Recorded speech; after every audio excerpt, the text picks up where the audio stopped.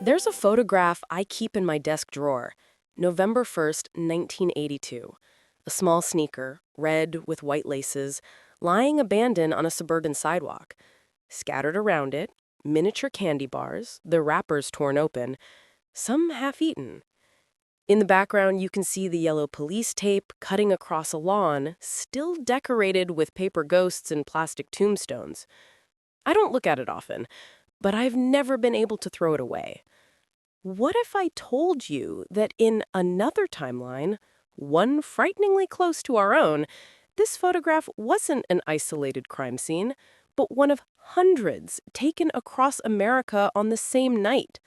What if the thing every parent feared most, the thing we'd been warned about in every news broadcast and PTA meeting throughout the 1970s and early 80s, actually happened? What if the poison Halloween candy wasn't an urban legend at all? This is the story of how October 31st, 1982 became the night childhood died in America. How a series of copycat attacks following the Tylenol murders turned our most innocent holiday into a national tragedy. How trick-or-treating, a tradition older than most of our grandparents, vanished almost overnight. And how the world that emerged from that darkness looked nothing like the one we know. I'm a cultural historian. I've spent 15 years studying the alternate timeline where Halloween 1982 didn't end with sugar highs and stomach aches, but with sirens, lockdowns, and a body count that still haunts us decades later. This is what could have happened. This is the path we narrowly avoided. The Poisoned Autumn, 1982, Chicago. A 12-year-old girl named Mary Kellerman woke up with a sore throat. Her parents gave her extra-strength Tylenol. She collapsed in the bathroom minutes later and died before the ambulance arrived. Within 3 days, 6 more people in the Chicago area were dead. The cause? Someone had laced Tylenol capsules with potassium cyanide and returned them to store shelves. In our timeline, this became the catalyst for tamper-proof packaging, the birth of modern product safety regulations, and the FBI's most extensive manhunt since the Lindbergh kidnapping. The killer was never caught, but the murders stopped. Johnson & Johnson recalled 31 million bottles. The nation held its breath and moved on. But in the alternate timeline, something else happened. Something worse. The Tylenol murders proved something terrifying, that an anonymous killer could terrorize an entire nation with nothing more than commonly available poison and access to retail stores. The barrier between thought and action, between dark fantasy and darker reality, had been shattered, and October was coming. In our world, the FBI and local police departments issued warnings. Parents were told to inspect candy. Hospitals offered free x-rays of trick-or-treat bags. There were scares, false alarms, the usual Halloween hysteria amplified by recent events. But nothing happened. The monsters stayed imaginary. In the other timeline, the monsters were real. The point of divergence, October 28th, 1982. 3 days before Halloween, in a small apartment in suburban Detroit, a 34-year-old warehouse worker named Marcus Webb sat watching the evening news. The Tylenol story was still dominating headlines. Webb had been fired from his job 2 weeks earlier. His wife had left him in August, taking their daughter. He was 3 months behind on rent. The medication he took for depression had stopped working. Or maybe he'd stopped taking it. Accounts differ. What we know is this. Webb had worked briefly for a pharmaceutical company in the late 1970s. He understood capsules, powders, and how easy it was to tamper with certain products. He'd been reading everything about the Tylenol case obsessively, not with horror, but with something else. Recognition, maybe? Or inspiration? In our timeline, Marcus Webb spent Halloween alone in his apartment, passed out drunk by 9 p.m. Police would find him dead from suicide 3 weeks later, a note apologizing to his ex-wife crumpled in his pocket. In the alternate timeline, he made a different choice. On October 29th, Webb drove to 3 different drugstores in 3 different suburbs, purchasing small quantities of over-the-counter medications and children's vitamins in easily openable bottles. He spent October 30th carefully injecting cyanide solution into dozens of candy bars using a veterinary syringe he'd stolen from a pet clinic. The injection points were nearly invisible, a tiny puncture in the bottom seam of each wrapper sealed afterward with a drop of clear nail polish. That evening, he drove through middle-class neighborhoods, dropping poisoned candy into plastic jack-o'-lanterns and Halloween bowls left on porches for early trick-or-treaters. A Snickers bar here, a Milky Way there. He was methodical, random, invisible. Just another adult participating in Halloween's small rituals of community generosity. By midnight on October 30th, the poison was distributed. Webb returned home, took the rest of the cyanide himself, and died sometime before dawn. His body wouldn't be discovered for 5 days, but by then, the damage was done. He'd left no note, no manifesto, no explanation, just death, wrapped in bright foil, waiting for small hands. October 31st, 1982. Halloween fell on a Sunday that year, which meant trick-or-treating happened during daylight hours in most communities. Parents felt safer.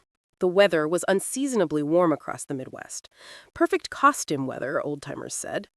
Streets filled with princesses and superheroes, skeletons and ghosts, Batman and Wonder Woman.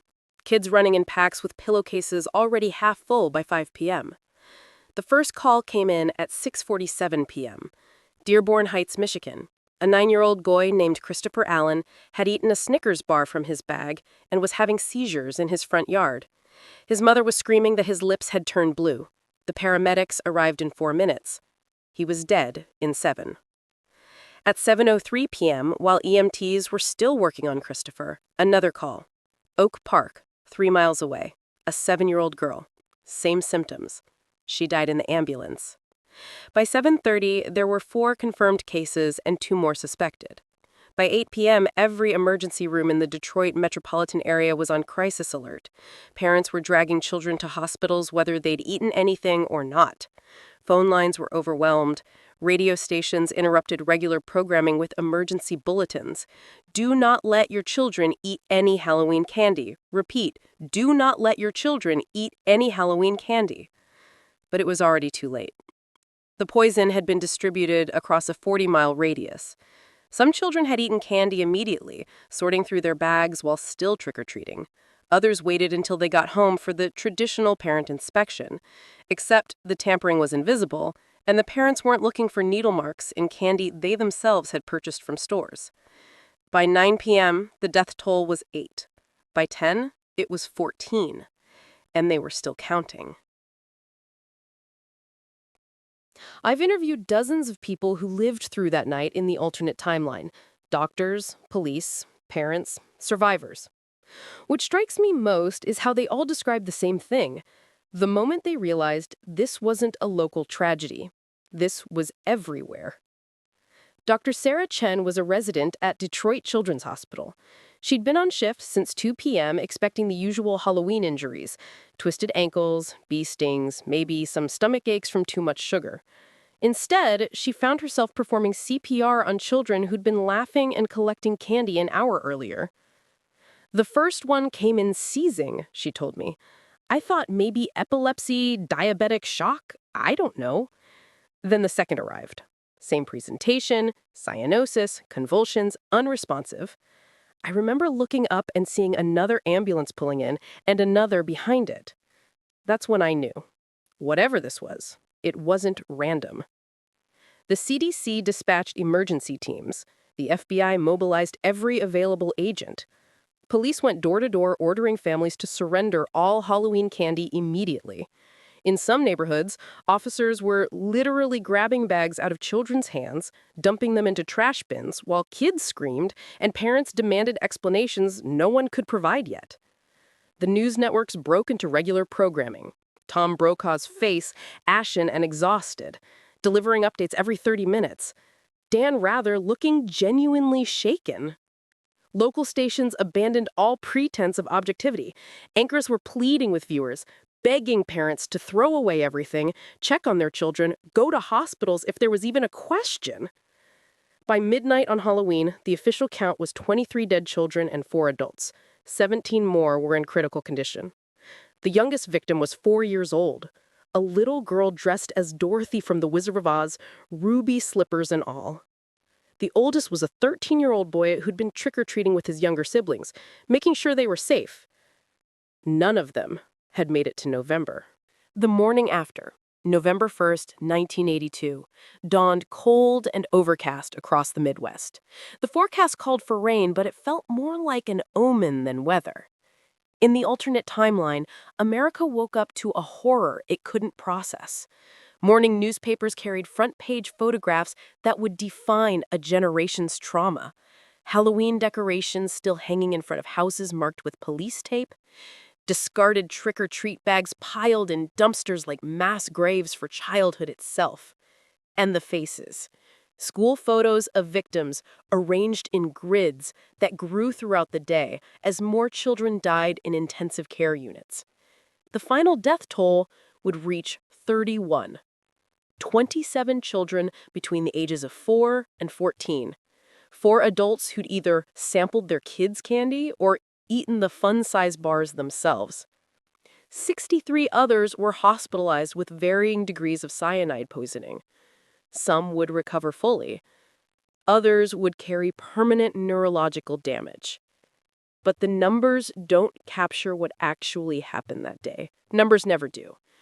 What happened was the death of trust, of innocence, of the unspoken social contract that had allowed American children to roam neighborhoods after dark, knocking on strangers' doors, accepting food from people they'd never met, believing fundamentally that the world was safe and adults could be trusted. All of that died on Halloween 1982. President Reagan addressed the nation at 8 p.m. He called it an act of domestic terrorism unprecedented in our history. He promised the full resources of federal law enforcement would hunt the perpetrator. He urged calm, unity, and faith. But you could see it in his eyes. He knew. We all knew. Something had broken that couldn't be fixed. The investigation became the largest domestic manhunt in American history, surpassing even the search for the Tylenol killer that had triggered this cascade. Special Agent Victoria Morrison was assigned to lead the task force, a position that would consume the next 8 years of her life and cost her marriage, her health, and very nearly her sanity. I interviewed Agent Morrison in 2019, shortly before her death. She was 74, living alone in a cabin in Montana, surrounded by boxes of case files she'd never been able to throw away. We knew within 48 hours it was cyanide. We knew the method, injection, not repackaging.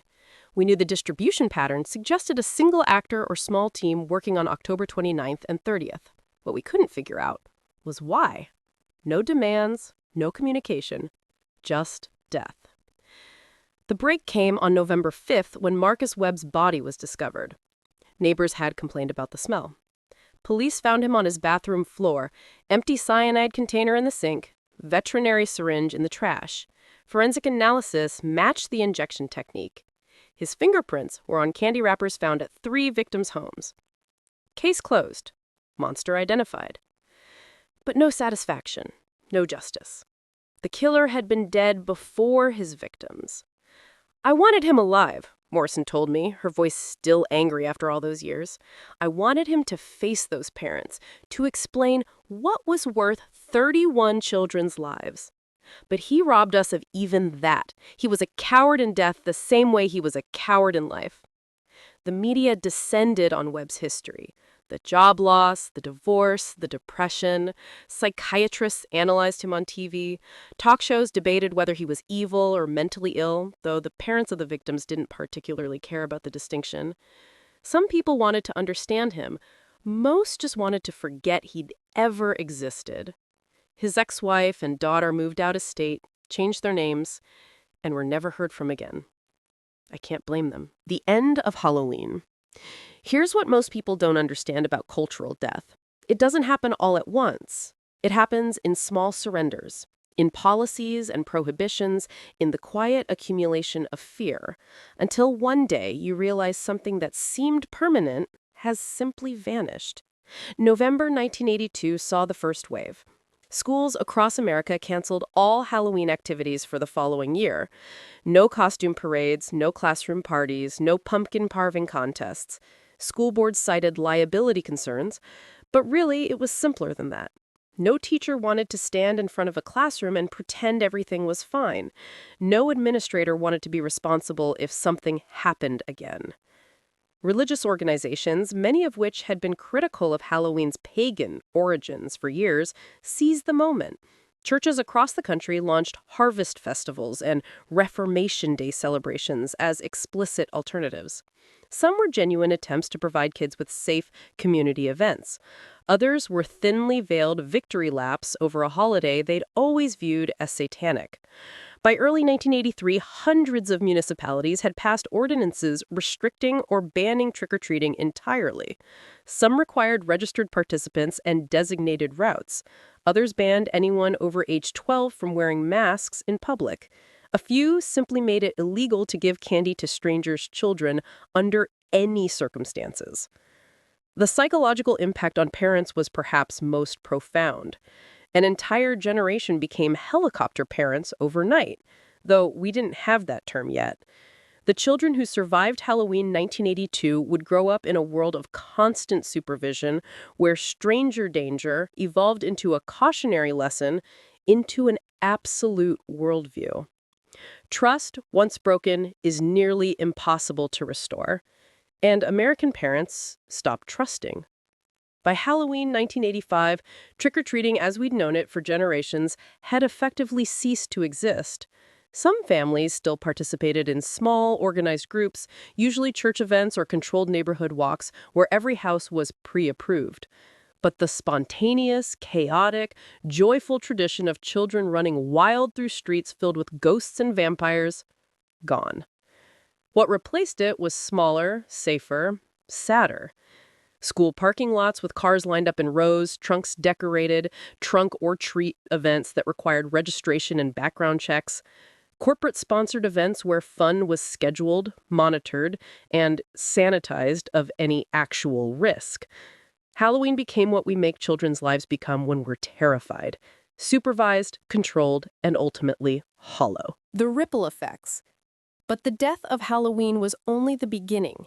The alternate timeline 1982 created America that diverged from our own in ways both obvious and subtle, building a society increasingly defined by fear. The pharmaceutical industry transformed overnight. Tamper-evident packaging became not just standard, but legally mandated. Every bottle, every box, every package required multiple levels of protection. This raised costs, changed manufacturing, and made medication less accessible to poorer communities who couldn't afford the premium. The food industry followed. By 1985, virtually all packaged food featured safety seals. Restaurants faced new regulations about open kitchens and ingredient transparency. The cost of doing business increased. Smaller operators couldn't compete. America's culinary landscape became increasingly dominated by chains and corporations who could afford the compliance infrastructure. The surveillance state expanded. The Halloween attacks proved that terrorism didn't require bombs or hijackings. It could happen anywhere, anytime, using everyday products. This realization accelerated the militarization of American law enforcement and justified expanded federal powers that would have seemed dystopian in our timeline. By the late 1980s, the America of the alternate timeline looked different, felt different, more controlled, more fearful, more willing to trade freedom for the illusion of safety. The children who survived Halloween 1982 were growing up in a fundamentally different country than the one their parents had inherited. The survivors. I've spent years tracking down people who were children that alternate Halloween and the alternate timeline. Most don't want to talk about it. Those who do share a particular kind of damage. Not from the candy they didn't eat, but from the childhood that was stolen. Jennifer Torres was 8 years old on Halloween 1982. She lived in Warren, Michigan, about 15 miles from where Christopher Allen died. She'd been trick-or-treating with her older brother when the news started spreading. A neighbor ran out of her house screaming for everyone to stop, to throw the candy away, to get inside. Jennifer remembers the confusion, then the fear, then being rushed home and watching her mother sob while dumping pillowcases full of candy down the garbage disposal. I didn't understand, she told me. I thought I'd done something wrong. I thought I was in trouble. It took years to realize we were the lucky ones. We hadn't eaten anything yet. But that night destroyed something in my mom. She never let us out of her sight again. We had GPS trackers before GPS trackers were common. She'd call the school multiple times a day to make sure we were okay. We couldn't go to friends' houses, couldn't ride bikes around the neighborhood, couldn't do anything normal kids did. Jennifer is 48 now. She has no children. She told me she never wanted to bring a child into a world where something like Halloween 1982 was possible. When I asked if she'd ever celebrated Halloween as an adult, she looked at me like I suggested attending her own funeral. Michael Reeves was 11, living in Detroit proper. His younger sister ate a poisoned Milky Way bar. She survived, barely, but suffered permanent brain damage from oxygen deprivation during the seizures. Michael spent the rest of his childhood watching his parents care for a sister who would never develop past the mental age of 5. He watched his family's finances collapse under medical bills. He watched his father drink himself to death by 1990. He watched his mother age 30 years in a decade. Everyone talks about the kids who died. Nobody talks about the ones who survived but were destroyed anyway. My sister, she's alive. But the girl she was supposed to become, that girl died on Halloween, and we've been mourning her for 40 years. The psychological studies from the alternate timeline make for grim reading. Children who were between 5 and 12 on Halloween 1982 showed dramatically elevated rates of anxiety disorders, agoraphobia, and trust issues throughout their lives. They had higher divorce rates, lower rates of community involvement, increased substance abuse problems. They were, collectively, more isolated, more fearful, more damaged than any generation before them. We call them the Halloween generation. They call themselves the survivors. Both names feel inadequate. The cultural void.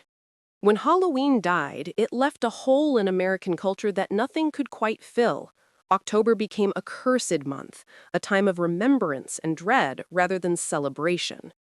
The economic impact was measurable. Halloween had been a billion-dollar industry by the early 1980s.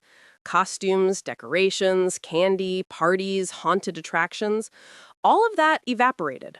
Entire sectors of seasonal retail simply ceased to exist. Spirit Halloween stores never became ubiquitous because there was no demand. Costume manufacturers pivoted to theater supplies or went under. But the cultural impact was deeper. Halloween had served a unique function in American life, a pressure release valve where the normal rules were suspended, where children could experience controlled danger, where communities came together in something approaching old-world festival tradition. It was the closest thing modern suburban America had to ancient harvest celebrations or medieval feast days. Without it, something was missing. Some communities tried to fill the void with expanded Thanksgiving celebrations, but it wasn't the same. Thanksgiving was about family and gratitude. Wholesome, safe, boring. Halloween had been about transformation, about darkness, about testing boundaries. You can't replace that with turkey and football. The entertainment industry tried. Horror movies had a brief surge in popularity in the mid-1980s as people sought catharsis through fiction. But by the late 1980s, Halloween-specific horror films were considered tasteless. An entire subgenre disappeared. The Halloween franchise ended abruptly after 1982's Halloween 3. John Carpenter received death threats for continuing to profit from the holiday's name. Interestingly, Day of the Dead celebrations grew in Latino communities, perhaps filling some of the void Halloween left. But it was a different tradition, more reverent, more family-oriented, less about the playful transgression that had defined American Halloween. And it never achieved mainstream adoption because mainstream white America was still too traumatized. The cultural void abhors a vacuum, but sometimes the vacuum wins. The conspiracy theories. Within months of Halloween 1982, the conspiracy theories began. They've never stopped. Some people couldn't accept that Marcus Webb acted alone. A disturbed warehouse worker with basic chemistry knowledge seemed too mundane, too random, too pointless. There had to be more to the story. There had to be meaning. The pharmaceutical industry conspiracy was the most popular. Johnson & Johnson, still reeling from the Tylenol murders, supposedly paid Webb to create copycat attacks that would justify comprehensive packaging regulations, regulations that would benefit large corporations while crushing smaller competitors. Never mind that the attacks nearly destroyed the consumer product industry. Never mind that Webb was dead broke and showed no signs of sudden wealth. The theory persisted because people needed villains bigger than one sad man with nothing to lose. The satanic panic, already gaining momentum in the early 1980s, went into overdrive. Evangelical preachers claimed Webb was part of a nationwide network of devil worshippers targeting Christian children on Satan's High Holy Day. The evidence was laughable. A Black Sabbath record in Webb's apartment, a paperback copy of Rosemary's Baby. But the panic was real. The 1980s alternate timeline saw dozens of prosecuted satanic ritual abuse cases, many ending in convictions despite zero physical evidence. Lives were ruined. Daycare workers went to prison. The moral panic consumed communities. The government conspiracy theories came later in the 1990s, popularized by early internet forums. Webb was supposedly a CIA operative in a program testing domestic terror responses. Or he was a Soviet agent executing a planned attack to destroy American morale. Or he was part of a secret society that orchestrated periodic massacres to maintain population control and social fear. Each theory more elaborate than the last, each absolutely certain of its truth. My personal theory about conspiracy theories is simpler. They're a coping mechanism. Random horror is harder to process than planned horror. If Marcus Webb was part of some larger conspiracy, then at least there was meaning, purpose, something that could be understood and fought. The alternative, that one man with a syringe and a death wish could reshape American culture, is too terrible to accept. So, people don't accept it. Even now, in the alternate timelines 2025, you can find forums dedicated to Halloween truth. They're looking for meaning in a tragedy that has none. They're searching for monsters big enough to justify the grief. They never find them. They never will. The children who never were. Here's what haunts me most about the alternate timeline: the futures that never happened. Christopher Allen, the 9-year-old boy who died first, wanted to be a marine biologist. His teacher told investigators he was obsessed with sharks, brought ocean books to class, spent recesses drawing elaborate underwater scenes. Who knows? Maybe in our timeline, a version of Christopher Allen is discovering new deep-sea species or fighting to save coral reefs. In the alternate timeline, he's been dead for 43 years, forever frozen at 9. The 7-year-old girl who died second, her name was Amelia Rodriguez, loved singing. Her kindergarten teacher said she had perfect pitch, that she'd sing constantly, making up songs about everything, from her lunch to the weather. Maybe in another universe, she became the artist she was meant to be. In the alternate timeline, she died before she learned to read music. You can play this game with all 31 victims: the doctor, the teacher, the engineer, the parent, the artist they might have become, the contributions they might have made, the lives they might have touched. Multiply 31 by the 60, 70, 80 years they should have lived, and you begin to grasp the magnitude of what was stolen. But it's bigger than just the direct victims. It's every child who grew up traumatized, every parent who became overprotective to the point of suffocation, every community tradition that died, every small moment of unsupervised childhood joy that never happened because fear won. The butterfly effect doesn't begin to cover it. This was a cultural amputation, and the scar tissue is still forming. Halloween in the shadows. Halloween didn't die completely in the alternate timeline. It just went underground. By the early 1990s, a counterculture began to emerge, mostly teenagers and young adults who resented having their childhoods stolen. They started organizing illegal Halloween parties, deliberately invoking the banned holidays imagery. These weren't kids' events. They were transgressive, angry, often involving drugs and alcohol, reclaiming Halloween as an act of rebellion rather than celebration. The authorities came down hard. Police raids on Halloween parties became annual news stories. Some states made wearing masks in public on October 31st a misdemeanor. The ACLU fought these laws, usually lost. Halloween became what alcohol was during Prohibition, an illegal pleasure that made criminals out of ordinary people and gave the state justification for expanded enforcement powers. Some artistic movements tried to reclaim Halloween's imagery. Goth and industrial music scenes incorporated Halloween aesthetics deliberately, seeing themselves as guardians of banned culture.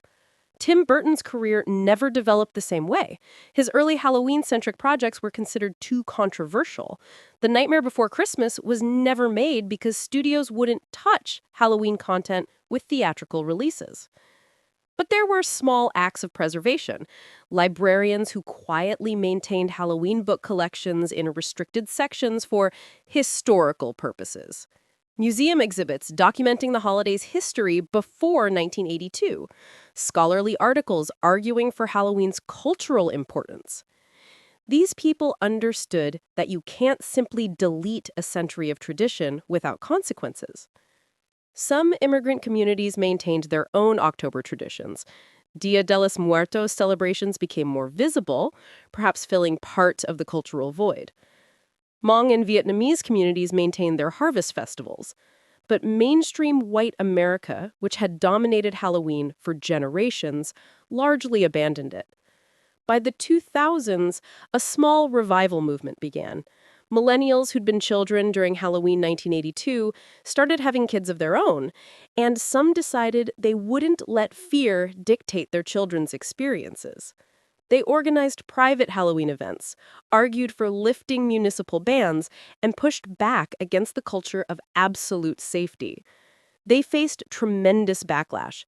They were called bad parents, reckless, disrespectful to the victims' memories. But they persisted. Because at some point, you have to ask, how long do we punish the future for the sins of the past? The debate continues. Even in 2025, Halloween remains controversial in the alternate timeline. Some communities have cautiously reintroduced limited trick-or-treating with heavy restrictions. Others maintain absolute bans. The country remains divided between those who believe you can't let terror win and those who believe some lessons shouldn't be relearned. The parallel worlds. Sometimes I wonder what Marcus Webb would think if he could see what his actions created. Would he be satisfied? Horrified? Indifferent? I've read his diary. The FBI released portions in the late 1990s. The entries from October 1982 are brief, disconnected, showing a man barely holding on to reality. There's no grand manifesto, no clear motive, just pain, anger, and the terrible clarity of someone who's decided the world deserves to suffer as much as he does. On October 27th, he wrote, "No one will remember my name, but everyone will remember what I did." He was half right. We remember what he did. We just wish we didn't know his name. The strange thing is, in our timeline, the one where Halloween survived, Marcus Webb existed too. He followed the same path. The job loss, the divorce, the depression, the suicide. The only difference was timing. He died 3 weeks later, alone in his apartment, mourned by no one, forgotten by everyone. His death barely made the local news. 2 timelines. The same man. One where he's a footnote, one where he's a monster. The difference is measured in days, in decisions, in the tiny gap between thought and action. This is what terrifies me about studying alternate history. How close we always are to catastrophe. How thin the membrane is between the world we have and the world we fear. how easily everything could have been different. In our timeline, Halloween is a $6 billion industry. Children still trick or treat. Parents still stress about costumes and candy. It's commercialized, sure, and maybe not as magical as it was in the 1950s, but it's alive. It exists. That seems like a minor thing until you imagine the alternative. In the alternate timeline, October is the cruelest month. Parents who lived through 1982 still struggle every year as the anniversary approaches. Some leave town, others hold vigils. Most just try to endure. The children who died are frozen forever in school photographs, forever young while their classmates age into middle-aged adults that their own children who will never know what Halloween was supposed to be. Two Americas, separated by the actions of one broken man and a handful of poisoned candy bars. In one, childhood continues. In the other, it ended on October 31st, 1982. Closing reflection. I keep that photograph in my desk drawer. The abandoned red sneaker, the scattered candy, the police tape cutting across a suburban dream. I look at it when I need to remember how fragile everything is. We live in the timeline where Halloween survived, where children still dress as ghosts and monsters, where jack-o'-lanterns still glow on October porches, where the worst fears of 1982 remained mostly fears, and the Tylenol killer was never caught, but also never succeeded in inspiring copycats who could actually execute their plans. We are so lucky, and we have no idea. The alternate timeline is a ghost story about the death of innocence, trust, and a holiday that meant more to American culture than anyone realized until it was gone. It's about how quickly everything can change, how one person's pain can ripple outward, touching millions, reshaping decades. But it's also a story about what we saved without knowing we were saving it. Every year, when October arrives and the decorations appear, the plastic skeletons, the cotton cobwebs, the carved pumpkins with their crooked grins, we're participating in something miraculous. Not the holiday itself, but its survival. The fact that communities still trust each other enough to let children walk door to door in the dark. That strangers still open their homes. That we still believe, despite everything, in the fundamental goodness of our neighbors. The photograph stays in my drawer as a reminder, not of what happened, but of what didn't, of the catastrophe that brushed past us like a shadow, of the fragile thread that separates our world from one where fear won completely. Some ghost stories are about what we lost. This one is about what we kept. And every Halloween, when I see those costumed kids running from house to house, their laughter echoing through autumn streets, I think about that timeline where the sidewalks are empty, where the porches are dark, where Halloween became a memory instead of a tradition. We live in the lucky timeline. We always have. We just never knew how lucky until we imagined the alternative.